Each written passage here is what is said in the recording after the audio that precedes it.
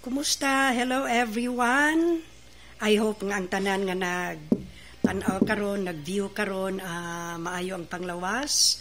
O pasalamatan to ang Ginoo sa lain usab nga adlaw nga iyang gihatag kanato, no?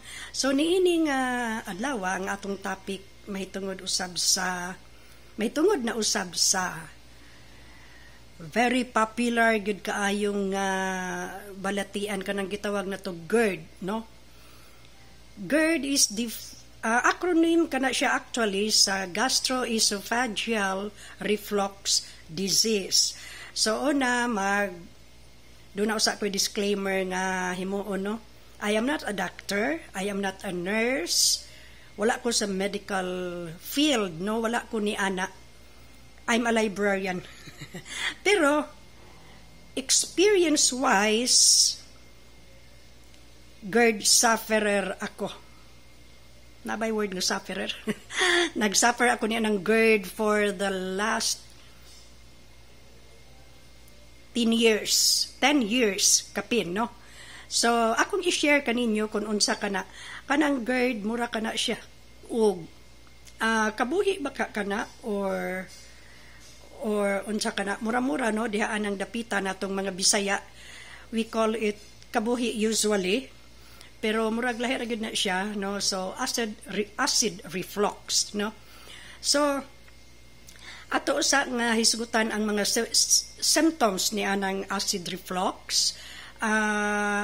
Maka-feel kita og kanibitang burning sensation sa ato ang stomach, kana yung murag yung gikutkot ang ato ang tiyan sa kagutom unsa na siya murag gisilaban, no? Murag gisilaban kana siya dito, and then nanay ma-feel nato nga murag musaka nga acid paingon diri sa esophagus, mo nang gitawag siya esophageal, dayon maghalang, no, up to the throat. Dayon usahay nga atong kinaon mo balik magsigitag panugab nga kanang with sound effect nga perting kusugas panugab, no, or sahay dunghayon ta sa singot, so dighay in Tagalog, no? Mao kana ang acid reflux. Dayon depende kana.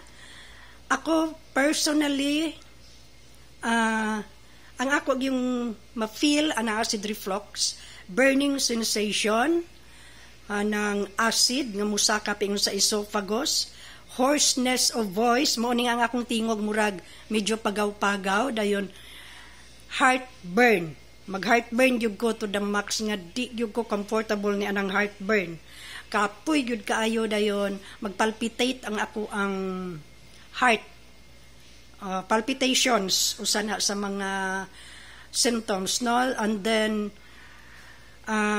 difficulty breathing, dayon makulbaan pa, sumusaka ang pressure, so ubo, coughing, no? Mag-cough ka without any reason, mubo lang yung ka. Masaypan lang buta nga dunay COVID kay himiubo. Pero actually, ang kuan ni ana kung nakitay GERD, acid kana siya, no? So, ang uban miingon nga due to kanang excessive bitaw nga pag-release sa acid mauna nga magka-GERD. Apan naapoy low acid. Nga wala nay acid ang tummy, mauna nga nanay mga bakterya diha, nanay mga mupundo, no? Because wala nay acid nga mo balance sa ato ang gikaon or sa ato ang tiyan.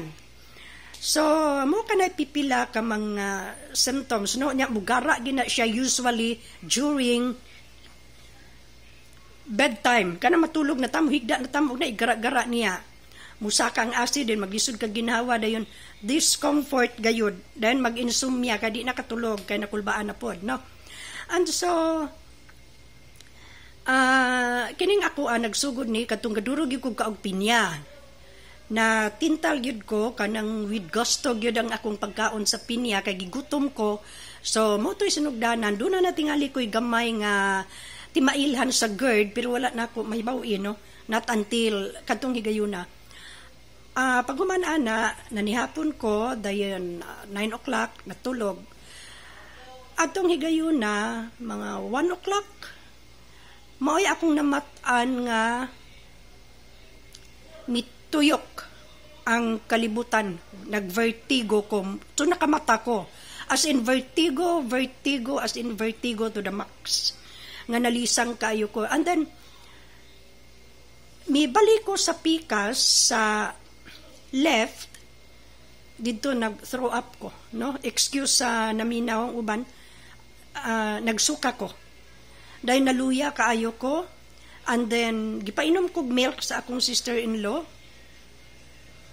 Throw up na sad ko kay musamot man din na siya kay milk is acidic po di ay no, or doon ako lactose intolerance, no, doon ako niya na lactose intolerant.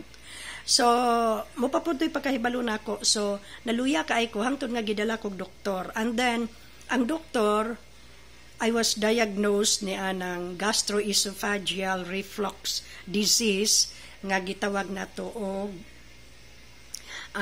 GERD, no. Very common kining sickness kaning GERD. Actually, this is a disease, lifestyle disease, no? Ang nakakos ni ini mao kanang kaon.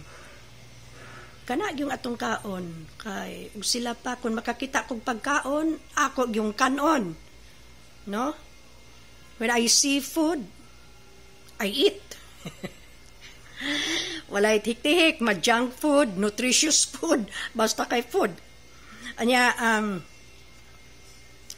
mao kana no ang ato apong hilig mga junk food, so usa na siya sa makahatag ni ato ni anang acid reflux, no?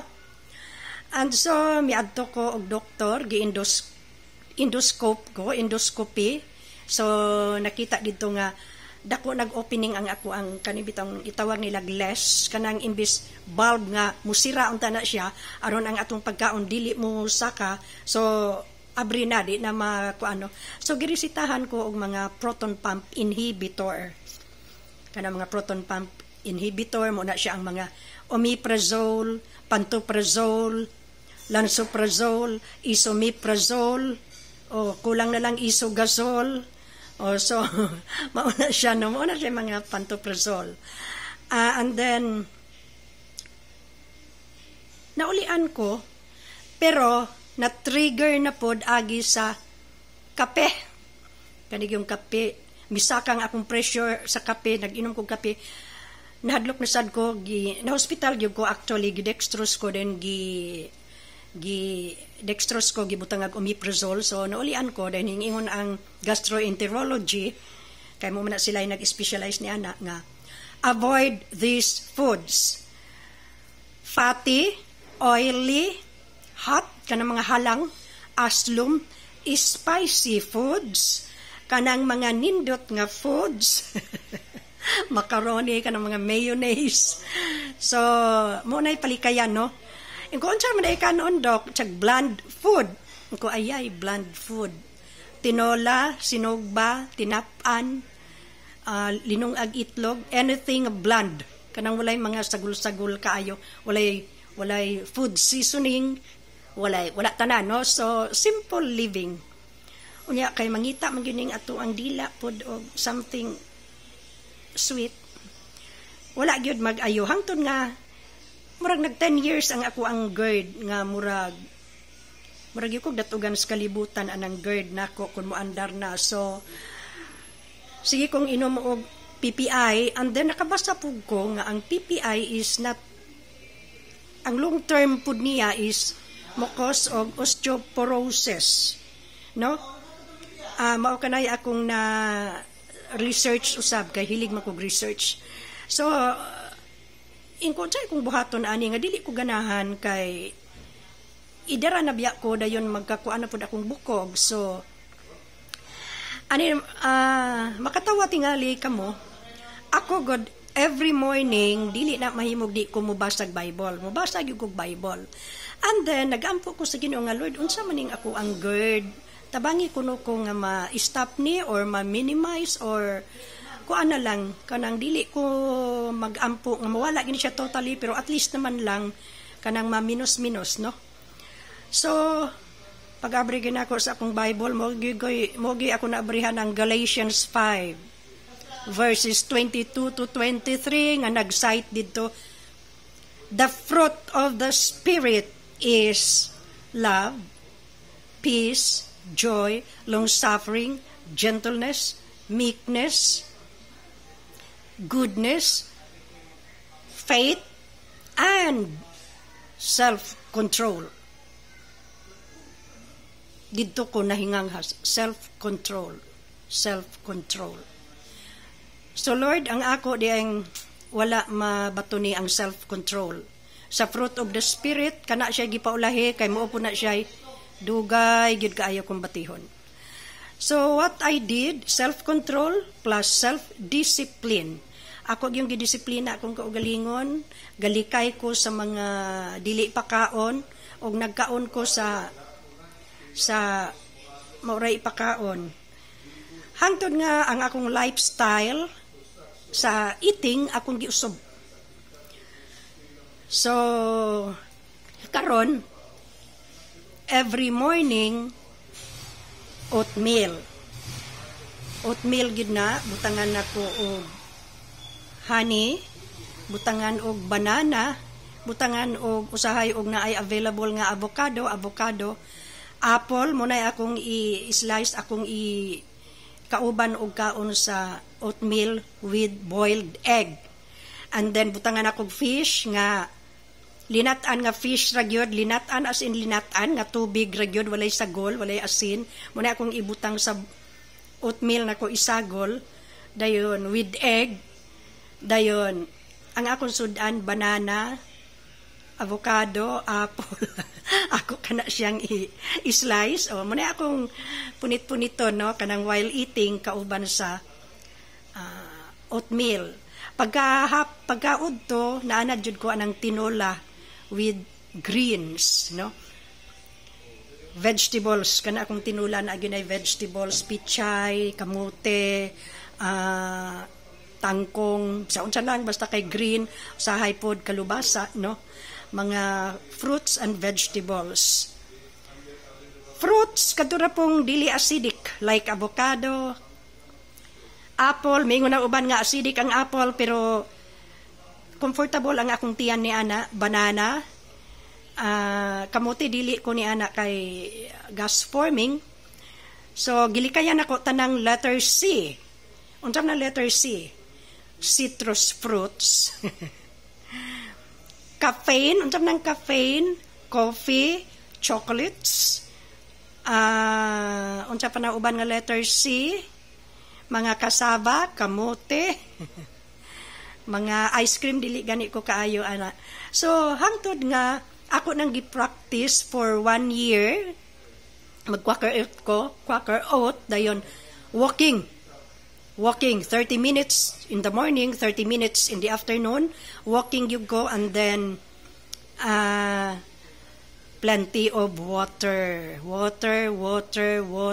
ra, wala nay lain. Dayon before going to bed, 2 hours gikan sa ako ang dinner, ay ako matulog, and then i-elevate ang ako ang ulo, no?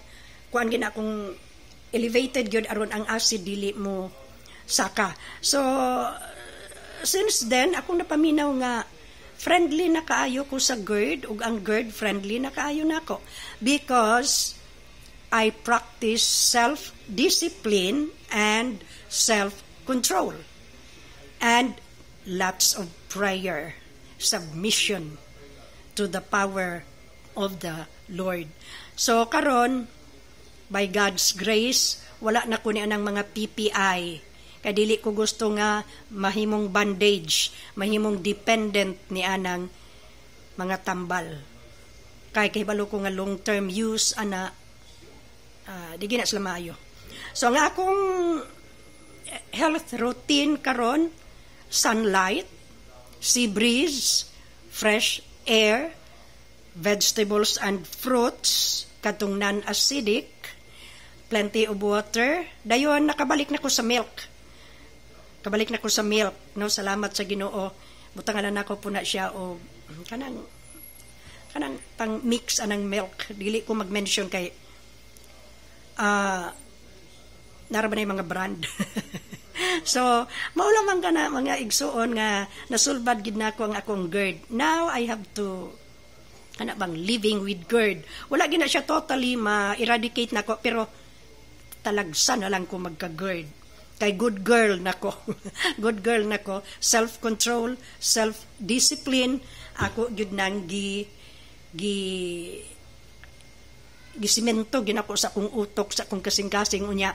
Ga-focus gyud ko kanunay sa Ginoo nga, Lord, kada atubang na kong pagkaon, unsa ka ni Lord?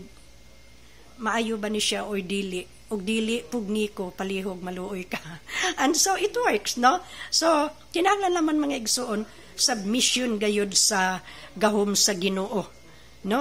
So mao kana self-control, self-discipline, mao kana ang mga the keys to kana bang key to kaning GERD free life, no? Karon hinay-hinay pwede na ko mukaon og chocolate, pero gamay ra.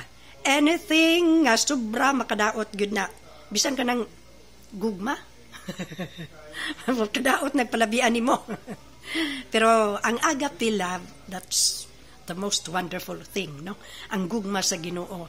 So mao lamang kana mga pinangga na akong mga friends, mga viewers, mga relatives, pa-shout out nako tanan, kamo tanan nga mga nagsunod gayud pod nako. Ako kin gihimo all for the glory of God. Thank you kaayo, maghisgot pa ta ni anang GERD sa umaabot nga mga adlaw, no? Kay balo ko daghan kay nagantos ana, daghan kay nagagwanta ana. So for now, have a good and godly day.